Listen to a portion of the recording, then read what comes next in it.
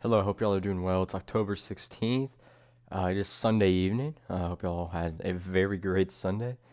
Uh, and today I'm going to be talking about many things. I'm going to start off by talking about snow overnight into the next couple of days in the Great Lakes kind of general area. Then I'm going to be talking about going to really be looking at how cold some areas could be this week due to our pretty significant cooldown. It's going to be setting several records as well. And then I'm going to be talking about. I'll just be looking like a little bit into the like mid to long range, kind of like I did last night, because there is once again we'll talk about that storm system. Uh, so yeah, I hope y'all are all doing very well. Like I said, let's go ahead and get started. This will be probably a little bit of a longer video. And by the way, I do now have Pivotal Weather Plus, so now I will have a lot more to do. Finally. So yeah, look forward to that. Right now I'm on the, or no, yeah, no, I've already paid for it. I'm not on the free trial because I was before, but then I just didn't do it. But now I'm actually paying for it. So yeah, we're looking at the kind of like the Midwest Great Lakes area. Uh, this is the HRRR model. First off, let's start off by talking about what we have going on right now. Up in the Duluth area, we can see we have some MP reports of snow up in northeast Minnesota, northwest of Duluth, in Duluth, and to the northeast of Duluth, and two harbors. We can see we have a little bit of some snow showers, uh, and down into northern Wisconsin and UP Michigan, we already have some snow ongoing as well. Looking on GR2, this is the Marquette, Michigan radar, so we're looking at the UP of Michigan area here.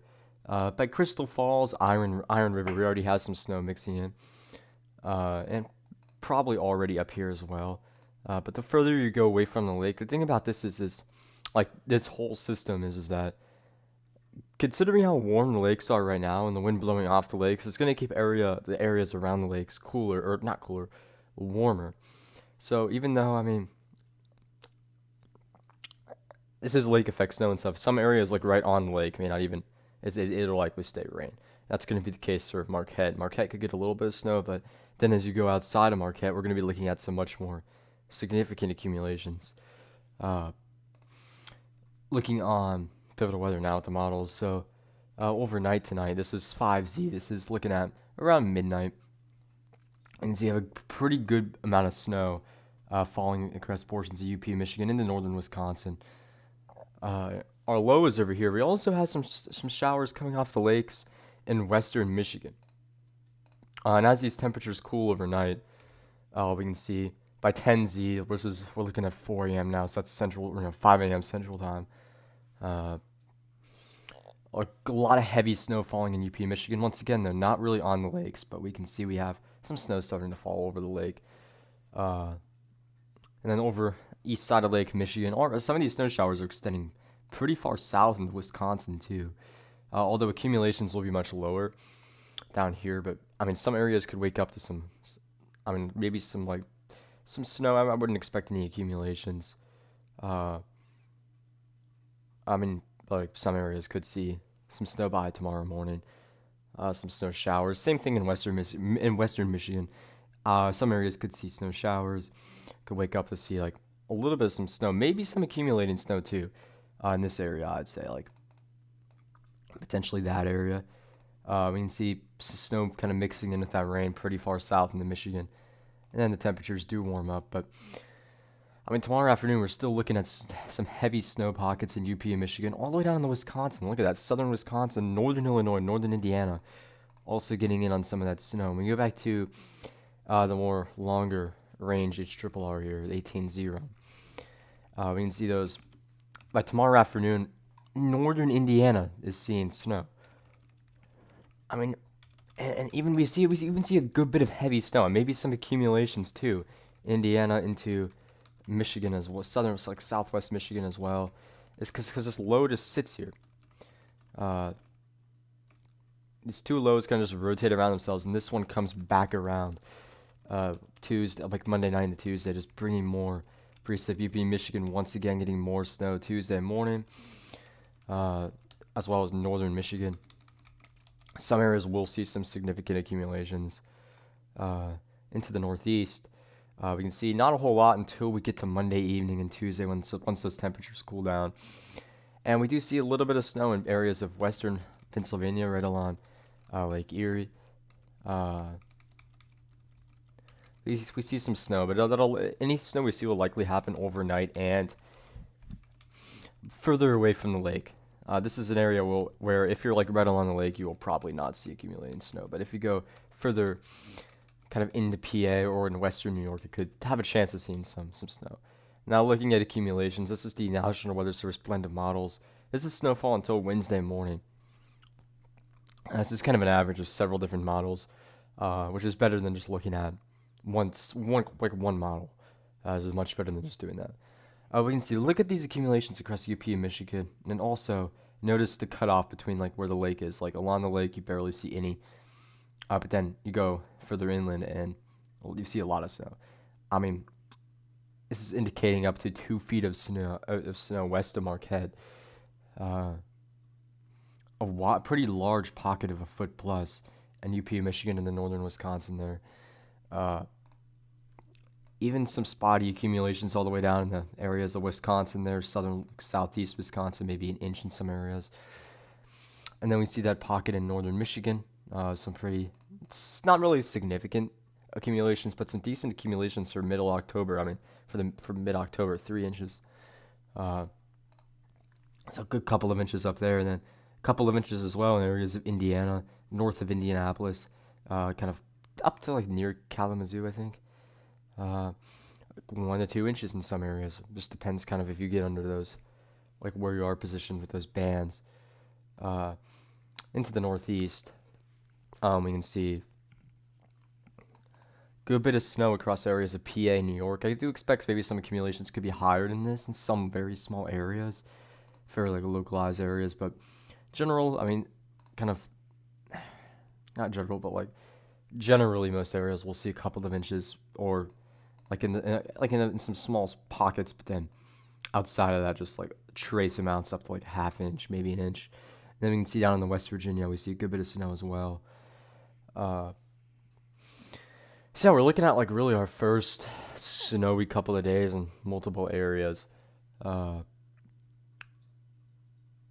with this cold weather we're seeing, which kind of leads us into talking about the cold. So in these purple colors, these purple shades right here that you see, those are freeze warnings. And freeze watches extend further south in like Oklahoma and northern Georgia. Although I do expect these to be extended further south as we get into tomorrow for Wednesday morning. We have winter storm warnings out in UP, Michigan, as well as winter weather advisories, and a couple winter storm watches over there as well. And then even into Maine, we have flood watches. Okay, so pretty active, I'd say right now. Now looking at temperatures for the entire country, or actually, I'd say we'll look at that last. Let's just start off by looking at, so this is the kind of like coastal areas in the Northeast. We can see like Wilmington all the way up to Boston here. I had to time this out, so why is it so like delayed? Okay. So I mean, these are temperatures tomorrow morning. So like, when you go to school or work, we can see pretty mild. I mean, a cold morning, but for October, I mean, just like a cool October morning. 50s down towards like Philadelphia area, 40s kind of in more interior areas in the Northeast, with 50s along the coast, 59 in New York City because of their lovely heat bubble. Boston still in the upper 40s. Temperatures tomorrow ahead of this front are still fairly warm. You can see we have a lot of 60s. I mean, maybe some temperatures even getting closer to 70 in southern New Jersey, Delaware. Probably not hitting 70, but... And then in interior areas, we can see 50s. On the Hudson River, though, so we can all the way up to Albany, pretty much around 60. And then we start to see some areas getting colder as that front pushes in. by Tuesday morning. 30s back in the PA areas of like central New York. 40s just east of that, and then east of that we can see 50s, even 60 degrees right there. So I mean, really by Tuesday morning, it's not gonna matter like where you are west to east. It's gonna be more, or no, it's not gonna matter where you are north to south. It's gonna be mainly west to east, because I mean we can see 42 in Wilmington, but then it's like 56 in Boston. So yeah, Tuesday afternoon, fairly cold for October. 50s pretty much across the board, other than more inland areas into the 40s. And then by Wednesday morning, that front's pushed through. 40s along the coast, 30s. This is not like as rare as what we're gonna look at like in the southeast, with temperatures getting below freezing. That's not unheard of in the Northeast in October. In fact, that's pretty common, especially in this area. But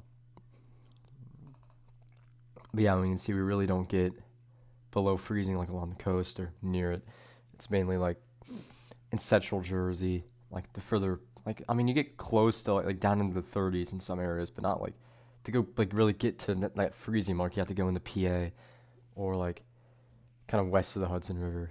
So yeah, looking at another area, we're looking at like North Carolina, Virginia now. Temperatures once again. So tomorrow morning, ahead of that front, we can see it's fairly warm, 60s in most areas, with some 50s, around 60, pretty much across the board, though, other than in the mountains. Tomorrow temperatures will be in the 70s, which we can see colder air back on the west side of the mountains. To the east, we have all that warm air still stuck, which we can see by Monday evening into Monday. Overnight, that front pushes in, and it really starts to get cold by 8 a.m. to Tuesday. So Tuesday morning, we're pretty much below freezing in the mountains or west of the mountains, in the 30s across like central North Carolina, areas of like central Virginia, but then along the coast, still 50s and 40s, or not like 50s along the coast, 40s across like Piedmont areas. I guess is what you'd really call that. And sorry about that. Phone was ringing there, but Tuesday afternoon, cold for October. I mean, definitely 50s across North Carolina, maybe getting up towards 60 in Wilmington, but very cold. Wednesday morning, many areas will get about freezing in western or central North Carolina, good bit of Virginia as well. And then now we move into the southeast. So tomorrow morning, pretty much same as in North and South Carolina, or like North Carolina, Virginia, South Carolina, and Georgia. We're looking at mainly like right around 60. Some like rural areas falling into the like mid 50s, maybe in Georgia, like outside of Atlanta. And then temperatures tomorrow very warm, getting up into the like lower 80s across South Georgia, into areas of southern South Carolina, like the low country. Tuesday morning, very cold, for October standards in the southeast. I mean, we're looking at 35 in Rome, 30s pushing all the way down to, I mean, pretty much the fall line in Georgia. Not quite though, but almost. Then still 50s along the coast, but and then Tuesday afternoon will be very cold for October in the southeast. I mean, some areas west of Atlanta will struggle to probably hit 50. I think pretty much all areas outside of the mountains will hit 50, but I think these areas will probably like barely hit 50. We have the lovely warm nose pushing up into Georgia and South Carolina, like eastern Georgia, South Carolina. So like Macon, Athens will be a little warmer into the mid 50s. And then Augusta maybe getting up towards 60. Valdosta 65. And then Wednesday morning, look at these temperatures. So, I mean, below freezing or a frost across many areas. I think some areas like in more, like outside of like towns will probably hit 32 pretty easily. And Wednesday will be another cold day for the southeast. We can see temperatures mainly in the 50s. Um, Thursday, pretty much same story. Many areas getting below freezing across northern Georgia, or I mean 30s all the way down to like southern Georgia, 39 in Valdosta. Uh, I mean that continues all the way into like Saturday morning. Still low 40s in multiple areas. So yeah, that's temperatures there. Tennessee and Kentucky, real quick.